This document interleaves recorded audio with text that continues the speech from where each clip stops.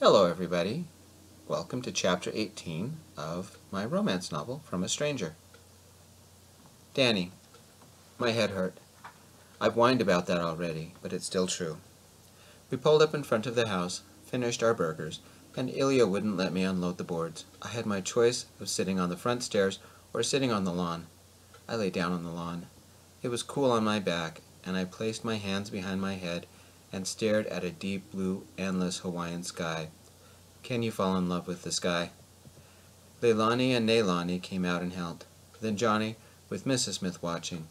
One of the boards was his, so it's only fair. Shani's job? Making sure I stayed down. She brought me the ice pack as well. Every time I tried to get up, she said, "You lay down, or I'll tell Ilio." When they were done, she finally let me sit up. Here was the problem. My number-crunching brain didn't stop crunching numbers, and I figured a few things out. Surfboards, the cost of rent, and what it would take to live in Hawaii. The signs Johnny left about dogs. Laying on the lawn gave me some time to simmer and think, and my aching head didn't help matters either. Johnny had disappeared inside, and I could hear machine gun fire and dramatic music even outside. A moment later it vanished. I guess he put his headphones on. Pusher 5, take left, Arkman. You wouldn't believe what happened on the beach just now. I had enough. Time to push back. Grammy must have noticed my expression because she followed me in. The house smelled great, some kind of fried dish with the teriyaki sauce simmering away. Whatever they cooked in this house, it always smelled good. I went down the short hall and stared at the casually opened door with the "No Dogs Allowed" sign. I wasn't angry, maybe a bit annoyed, but it was time to bonk his head like he did mine, except I would use reality. Johnny, headphones on, was yelling away, shooting away, and as I entered, he didn't look up. "Let's chat," I said, leaning against the wall. He didn't hear me. I took his headphones off. "Let's chat." "You humiliated me, boy toy. I don't want to talk to you." Johnny put the headphones back on. He didn't notice my smile. Grammy did. I committed the unforgivable sin of following the power cord to the outlet and unplugging it. "You can't do that. Mom!" I followed the power cord to his computer and unplugged it there as well. Rolling the cord up, I handed it to Grammy. "Johnny, you wouldn't last a minute with my brothers. We're going to chat about numbers and responsibility." "Mom, Daniel unplugged my computer." "I'll help you unplug the rest," Grammy cackled. Little 5'4" me stood in the doorway. 5'0" Grammy stood by me, and we stared Johnny down. He got up out of his gaming chair and made the mistake of trying to push past me. I held on to the doorframe, and he couldn't move me. He wasn't anywhere near as strong as Derek, or David, or Amy. "Give me back the cord." "You need to grow up, and you need to listen. I'm giving you the same talk my brother Derek and his wife gave me years ago. The same one which your mom has probably given you 20 times. You're going to hear it again, and this time you are going to pay attention. You have no right. You're not my mom. What you did to me today gives me the right. Sit down on your bed, and we are going over some boring numbers that will change your life." When he didn't move, Grammy crossed her arms. "Sit down." "Let's sit down in the living room. I would like to hear those numbers," Mrs. Smith said. "And Johnny, with your little outburst, I'm banning you from the computer for the rest of the week. Maybe for the next month." "You can't do that," Johnny said. "We can finally sleep," Nailani said. It was only a minute before everybody was in the living room, even Billy. His comment, "I'm not missing this." "We're here," Johnny sneered. "This is dumb." "No, what's dumb is a man who doesn't pay attention. Worse is that man on a surfboard with kids around who isn't paying attention. You humiliated me." This was just like sparring with my old professors. They were better. I couldn't go underwater because I was wearing a bright yellow vest that everybody could see. You weren't watching where you were going and hit me. You're lucky. It could have been a kid. What's your point? You're not watching where you are going in life either. Yes, I am. Let's do the math. Mrs. Smith works full-time trying to support the family, but she needs Grammy's help to keep this house floating. Grammy must donate part of her pension or Social Security every month to help pay bills. She makes things, and since the house isn't cluttered with crafts, she sells them. Johnny snorted. "We all know that." "Leilani has to get ready for a summer job every morning. Ice cream parlor, I think. Frozen yogurt, Leilani said. Any chance for free samples? Billy quipped. Trust Billy to try and lighten the mood. Mrs. Smith and Ilio didn't say anything. Grammy pulled out her crochet. Back to me. My first job. Sophomore in high school, making spicy fries at a gourmet burger restaurant. Then it was cashier at a mini-mart. Then I was a cafeteria worker to pay for my degree and food and dormitory and car. I still had to take out a student loan, but it wasn't a big one like some of my friends had to. So, Johnny sneered again. Billy makes and paints custom boards, and is good at it. Billy smirked at Johnny. We have an internet service. My work is going worldwide. You wouldn't believe who I made one for, but he's famous. Ilio taught himself how to walk again, and I don't know what his first job was, but he's been at the Monarch for 5 years. He's a fire dancer, and you can't tell me there aren't many of those. Car wash attendant. Ilio took my freezing hand. You still got the skills? I'll bring my van over. Is there a point to this? Johnny said. Yes, a big one. If your mom and Grammy are feeding you, then Ilio is paying your tuition. What? I did the numbers. Your brother is helping you like mine helped me. But mine only helped with my first semester. I had to do all the rest. You've had a free ride since high school, and you don't even have the decency to even notice or say thank you. You kick him out of your room, make yourself a nuisance all day and night, complain about his dog, and act like a spoiled brat. Mom, he can't talk like that. You hit me with your surfboard, so that gives me permission to talk however I want. You only had to run up the beach and grab a towel. Boo-hoo. I almost had to go to the emergency room. They were afraid I had a concussion. Poor me. Wouldn't that have been a great souvenir? Emergency rooms are not cheap. It could have been several thousand, Mrs. Smith said. Mom, at least you've got one. Mine died 10 years ago. But that's not fair, Johnny said. Life isn't fair, Billy said. You can hate me as much as you want, but it's time to face the numbers and pull your weight. Mrs. Smith leaned forward a little. Then he'll have to hate me too. Danny's got a point. You need to make changes, starting with an apology to your brother, then one to your family, and one to Danny. Mom, you're taking his side? First thing tomorrow, you're job hunting. But I've got classes.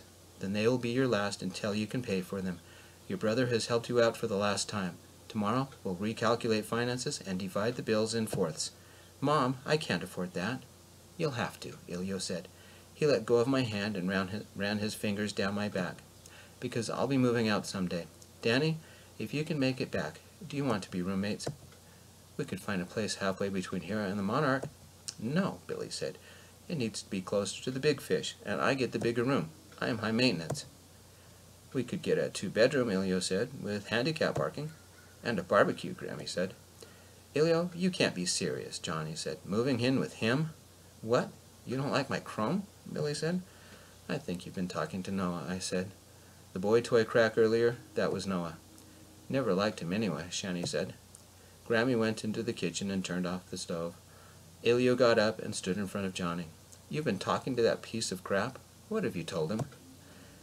Leilani whispered to her twin, but loud enough for us all to hear. Maybe Johnny should date the jerk. He's a lot better than Danny, Johnny said.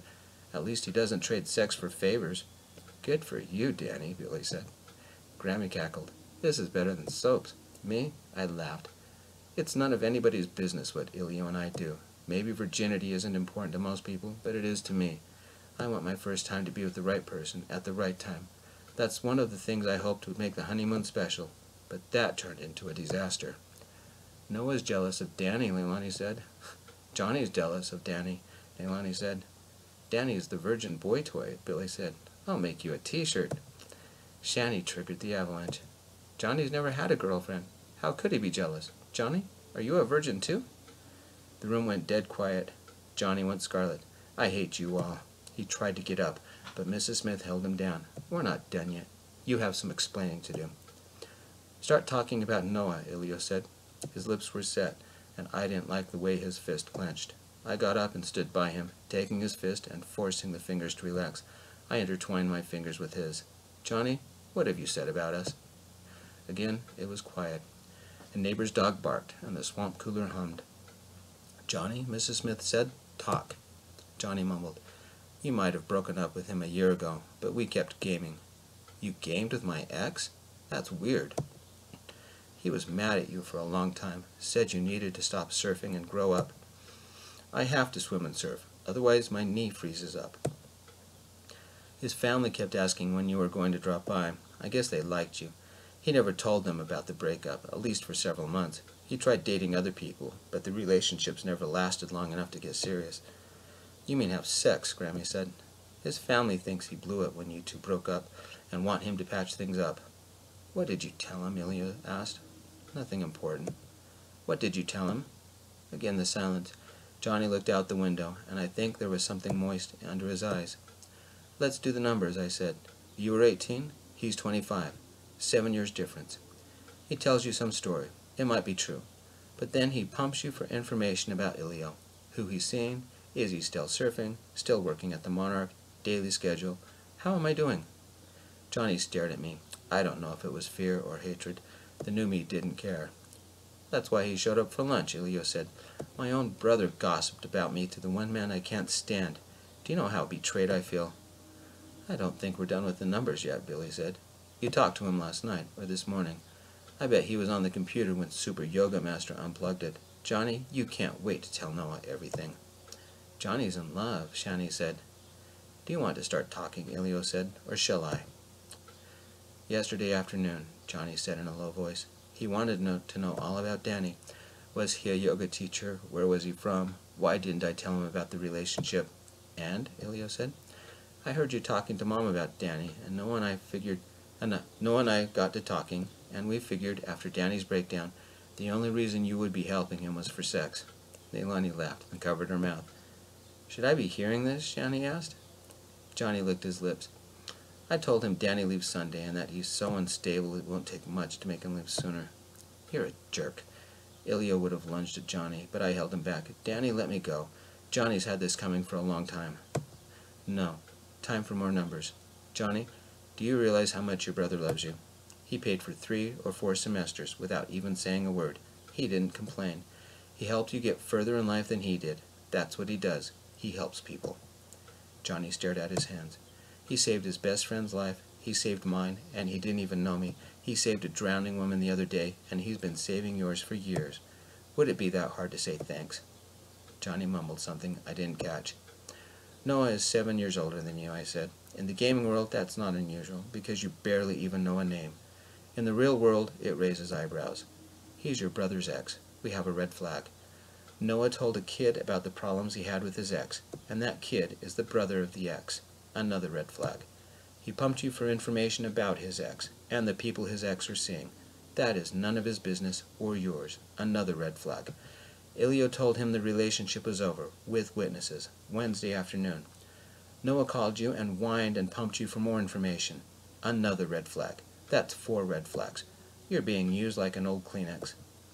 That's what Noah does, Ilio said. It doesn't take much, and he'll twist your thinking around. Mrs. Smith placed an arm around Johnny's shoulder. You complained that they weren't grown up. It sounds like they already have. You have some decisions to make and some responsibilities to take care of. Before you do anything, you need to seriously apologize to your brother, I said. He's paid thousands of dollars to help you with tuition, worked how many hours overtime to keep this family stable, didn't complain when you gamed all night, and you treated him like a pile of crap. And you go surfing with us today, kind of a favor to your mom, and you turn it into a disaster, Billy said. I'm sorry. You betrayed both Ilio and Danny to Noah, Grammy said, laying her crochet in her lap. Throw tantrums, shirk your chores, made one serious scene at the beach today, knocked Danny's head off. You need to say it like you mean it, so that the rest of us know you mean it, because a little tiny I'm sorry doesn't make up for what you've done. We were back to silence again. Johnny stared at his hands, his face draining of color. Nothing happened. Then he shuffled his feet and rose to face us. Still not looking at either of us, he wrapped his arms around us both. Thanks for college and stuff. I didn't know. Ilio held my hand with one of his, the other he wrapped around his brother. That's okay. I guess I've been the jerk. Sorry. And Danny, sorry about your head. I forgive you. I wrapped my arm around him, making it a 3-way hug, kind of. As weird as it sounds after all this, I really would like to be your friend, and I would like for you to join us at the luau. Then Johnny started crying. Ilio. Danny turned back to Johnny. I understand what it's like to be different. Ilio, toss me my phone. I did, and he pulled up a picture of his family. See if you can find the one that is different from the others. I'll give you a hint. He's the only gay man in the picture. Only 2 days, Friday and Saturday. Danny leaves on Sunday. Something took a huge chunk out of my heart. Only 2 days left to be happy. Danny sat on the couch next to Johnny, and they talked about fitting in, about how lonely Danny had felt at home, how he felt out of place with his family. Try being a gamer in a family of surfers, Johnny said, slumping down and placing his elbows on his knees. Mom placed an arm around Johnny's shoulders. I know this is important, but I have to get going. Billy gestured towards me to come and pick him up. Not only does it take longer for me to get ready in the morning, but it takes longer for me to get ready for bed. Dad's probably waiting for me. Go ahead, Billy. Thanks for staying, Mom said. I got up, walked over, and picked Billy up off the couch. We went outside, and I placed Billy back in his chair. The sun had yet to set, but the sky was a pre-sunset gold with high filigree clouds, starting to catch the red of the sun. It was going to be another incredible sunset. I was serious about sharing an apartment. Billy situated himself in the chair and rolled to the van. He beeped it. The side door opened, and the lift started to descend. It can't just be any place, but if we find one, I'm in. What about your routines with your dad? Listening to Danny made me deal with my own numbers. The lift had lowered all the way, and Billy rolled on. The lift descended to the van. Saturday, one last surf for Danny, I asked. I'll work on his board tomorrow. You okay with him knowing the whole story of the crash? I think so. Good, because if you ever start to think it's your fault again, I'll tell Danny about how ticklish your feet are. Blackmail? From you? Especially from me. What time's the limo coming tomorrow? Billy asked. I'll check with Danny and text you. He can't swim, can't surf, sunburns like crazy, half a foot shorter than you, has enough baggage to fill a 747, has a family filled with sports jocks, lives in a desert, a virgin, a workaholic, an accountant, even, and only been here a week. Billy shook his head, laughing. And you fall in love with him. We're ones to talk about baggage, I said. We need our own 747.